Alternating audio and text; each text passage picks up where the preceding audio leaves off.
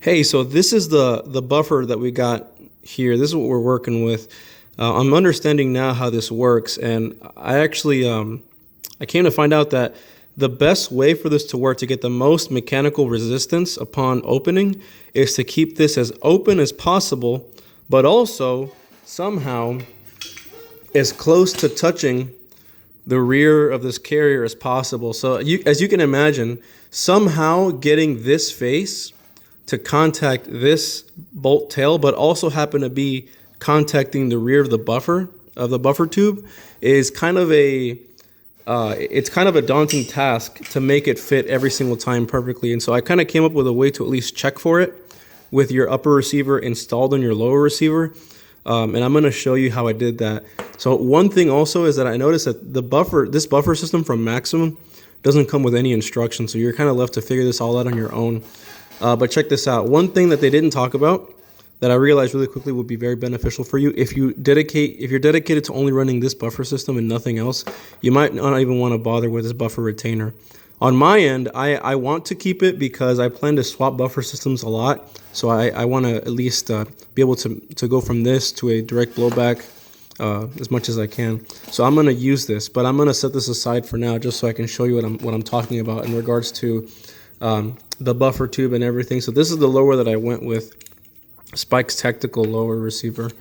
But you can imagine here, I'm going to put the upper on the lower off camera, but you can so this is what we got going on here, right? So we're gonna somehow want to have this carrier tail like perfectly set somehow with the rear of this tube, right? Because what we want is this sucker to be touching the very, very back of that, but also not preloading it. Because think about it, if this distance between the back of that carrier tail and the back of this tube are too close, you're going to end up starting to compress this buffer, and you're going to start to get preloading. And think about it, if you're preloading this already, you're not going to get the same amount of mechanical resistance to prevent this from unlocking as if you would as it was fully extended, right? So this natural resting position is actually like the maximum amount. Like if you were to start putting pressure on this now, this has the maximum mechanical resistance. So like I said earlier in the message, mine happened to time up just perfectly, and this is how you check for it. So assuming that everything is perfectly compatible, because I realize now also that with AR9s, not every upper configuration, not every lower configuration, not every bolt to lower, bolt to upper configuration is going to work.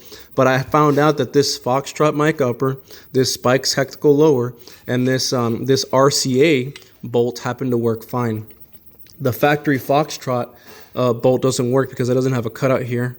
And what it is, without getting too much into the details, it's a Colt mag cutout. So this one is only compatible with Glock mags, but this RCA is compatible with both Glock and Colt magazines.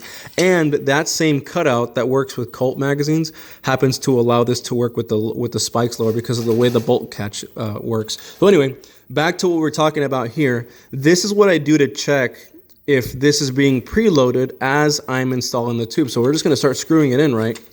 And as we get closer, you can see that there's absolutely no resistance. But as I'm getting closer and closer and closer, eventually I'm going to hit a point where I'm going to feel that buffer making contact with the back of that bolt tail, right? And as soon as I feel that, that's ideally when I want to stop. If I am like, we'll keep going. I'll just let this do the talking. So I have one more rev, and here we go. I'm starting to feel some resistance here, right? And so think about it. If I go right here, this is where I start feeling resistance, right here. Now I said that mine happened to time up perfectly, and look at that. I can just turn it a little bit more, and right there I am. I'm not really preloading this, but imagine if I'm preloading it like right here, right? And I have to turn all this way to get the buffer tube to realign. Imagine that much. Now think about it. You have about, this is like what, 14 threads per inch? You have about this much of distance that is compressing that buffer as you're turning it. Now, like I said, mine happened to stop right here, so I can time it here, and it happened to be just perfect. So I don't have to shim it, I don't have to do anything like that. And it's gonna have great mechanical resistance, and it's not gonna be, and I'm also not gonna have to shim it. So it's gonna work out with this particular lower receiver, right?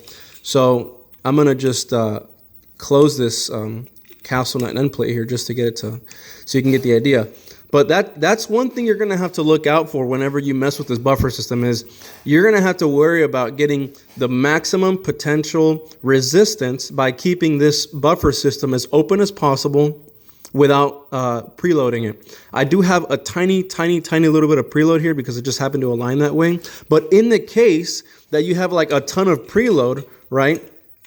Let's say, for example, that you know the preload starts here. Because remember, for mine starts here as opposed to here. But let's pretend for a moment that your preload starts here.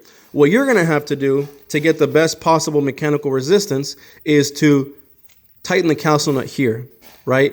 Tighten the capsule nut here and then install shims in the back of the buffer tube so that you can set the roller delay buffer system a little bit closer to the bolt tail, right? And here, check this out. So again, this is with no preload. This is with a pretty big gap, but you can see here that the bolt has all of this distance unsupported. You see that? You see how much that bolt's moving? That's all unsupported distance that the buffer system is not not compressing. It's just literally floating in free midair, right? So you're going to have about this much distance of completely unsupported unlocking or opening of the buffer system, and then it's going to start to mechanically resist it. So it's not the most efficient use, right? But if you want to see, like I'm going to show you one last thing here. One thing is that if I were to turn this in another revolution, so you can see that this, like how it's not preloading. Like here's mine. Here's where mine happens to seat just perfectly, just happy, just absolutely couldn't have been any better than this. 1 second, please, as I put this in. Come on now, there we go.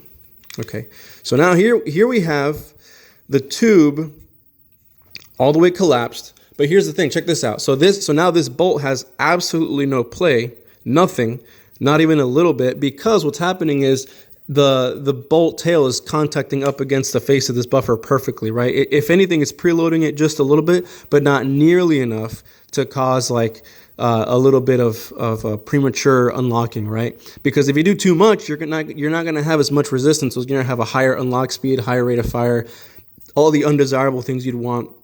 You know, you're not going to get any of the benefits of having that roller delayed buffer system.